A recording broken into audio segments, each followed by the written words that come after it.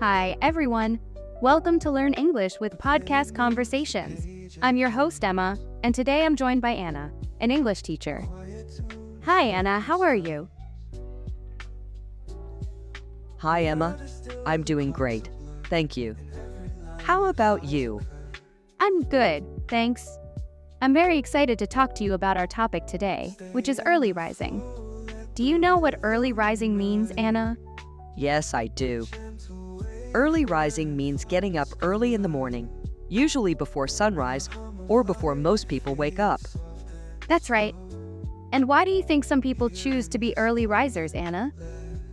Well, there are many possible reasons, Emma. Some people may have to wake up early for work or school, or to take care of their family or pets. Some people may want to wake up early to have more time for themselves, to do some exercise, meditation, reading, or other hobbies. Some people may believe that waking up early can make them more productive, creative, or happy. I see. And what about you, Anna? Are you an early riser yourself? Actually, I am, Emma. I usually wake up around 5 a.m. every day. Wow, that's impressive. How do you manage to do that, Anna? Well, Emma, it's not easy, I admit. It took me some time and effort to develop this habit of early rising. But I think it's worth it because I enjoy the benefits of waking up early. What are some of the benefits that you enjoy, Anna? First of all, I enjoy the peace and quiet of the early morning. There is less noise, traffic, and distraction. I can focus on myself and my goals. I can plan my day ahead and set my priorities. I can also do some activities that I love, such as yoga, journaling, or listening to podcasts. That sounds wonderful, Anna. I can see how waking up early can help you start your day on a positive note. Yes, exactly. Another benefit that I enjoy is that I feel more energetic and alert throughout the day. I don't feel sleepy or sluggish in the afternoon.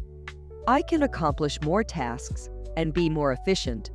I can also handle stress and challenges better because I have a clear mind and a good mood. I agree, Anna. I think waking up early can boost your physical and mental health. It can also improve your quality of sleep because you are more likely to go to bed earlier and have a regular sleep schedule.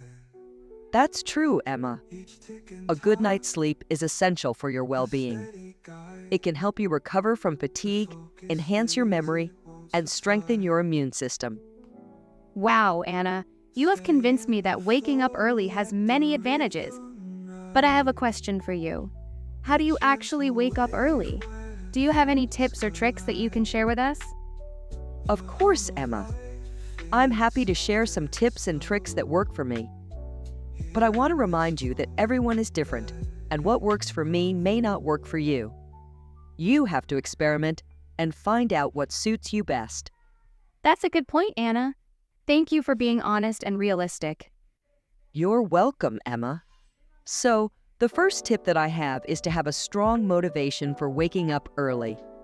You have to know why you want to do it and what benefits you expect to gain from it. You have to have a clear goal and a vision that inspires you and drives you. I see. So, for example, if I want to wake up early to learn English, I have to remind myself of how much I love English and how much I want to improve my skills and confidence. Exactly, Emma. You have to keep your passion and purpose in mind and use them as your fuel. You can also write down your goal and your reasons and put them somewhere you can see them every morning, such as your bedside table, your wall, or your phone. That's a great idea, Anna. I think that can help me stay focused and motivated. The second tip that I have is to prepare everything you need the night before.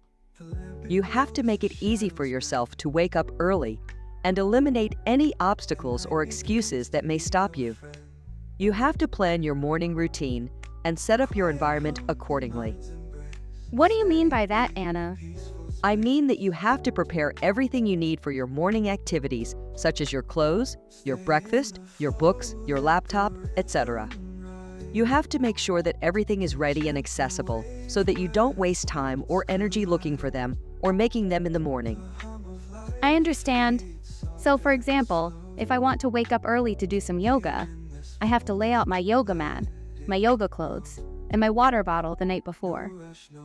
Exactly, Emma.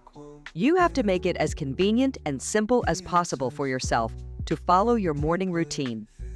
You can also set up some cues or reminders that can help you get started, such as an alarm, a note, a picture, or a playlist.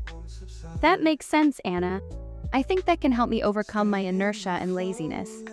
The third tip that I have is to adjust your bedtime gradually. You have to make sure that you get enough sleep. Otherwise, you will feel tired and miserable in the morning. You have to go to bed earlier and avoid any distractions or stimulants that can keep you awake, such as your phone, your TV, your coffee, or your alcohol. I agree, Anna. Sleep is very important for your health and performance. But how can I go to bed earlier if I'm used to staying up late? Well, Emma, you can't change your habits overnight. You have to do it step by step and be consistent. You can start by going to bed 15 minutes earlier than usual, and then gradually increase the time until you reach your desired bedtime. You can also use some tools or techniques that can help you fall asleep faster, such as meditation, breathing exercises, aromatherapy, or relaxing music. I see.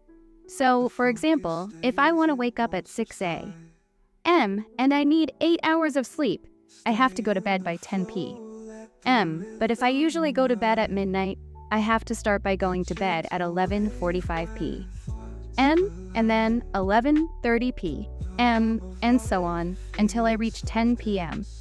That's right, Emma. You have to be patient and persistent and not give up. You have to reward yourself for your progress and celebrate your achievements. The fourth tip that I have is to have a buddy or a partner who can support you and hold you accountable.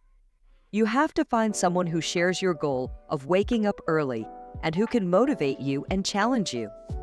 You have to communicate with them regularly and check on each other's progress and difficulties. I like that idea, Anna. I think having a buddy or a partner can make the journey more fun and rewarding. But how can I find someone who is willing to wake up early with me? Well, Emma, you can start by asking your friends, family, or colleagues if they are interested in joining you. You can also join some online communities or groups that are dedicated to early rising, such as forums, blogs, podcasts, or social media platforms.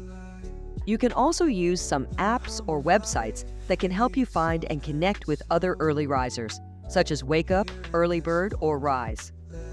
Wow, Anna, you have done your research. I didn't know there were so many resources and tools that can help me find a buddy or a partner for waking up early.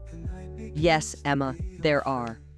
And I encourage you to explore them and see what works for you. You may be surprised by how many people are willing to support you and join you in your quest. Thank you, Anna. I appreciate your advice and your encouragement. You're very welcome, Emma. The fifth and final tip that I have is to be flexible and adaptable. You have to understand that waking up early is not a one-size-fits-all solution, and that it may not work for everyone or every situation. You have to listen to your body and your needs and adjust your schedule accordingly. What do you mean by that, Anna? I mean that you have to be realistic and flexible about your goal of waking up early. You have to accept that there may be some days when you can't or don't want to wake up early, and that's okay. You don't have to feel guilty or disappointed. You can just try again the next day. I see. So, for example, if I have a late night out with my friends, or if I'm feeling sick, or if it's a weekend, I can allow myself to sleep in a little bit. Exactly, Emma. You have to be kind and gentle with yourself and not force yourself to do something that doesn't suit you or your situation. You have to find a balance between your goal and your lifestyle and adapt to the changes and challenges that may arise. That makes sense, Anna. I think being flexible and adaptable can help me avoid frustration and burnout. Yes, Emma, it can. And it can also help you enjoy the process and the journey of waking up early, and not just the outcome or the result. Thank you, Anna. You have given me a lot of valuable tips and tricks that can help me become an early riser. I'm very grateful for your help and your expertise. You're very welcome, Emma. It's my pleasure to help you and to share my experience with you. I hope you find these tips and tricks useful and effective, and I hope you achieve your goal of waking up early. Thank you, Anna. I appreciate your support and your encouragement. You're welcome, Emma. And thank you for listening to this episode of Learn English with Podcast Conversations. I hope you enjoyed it and learned something new.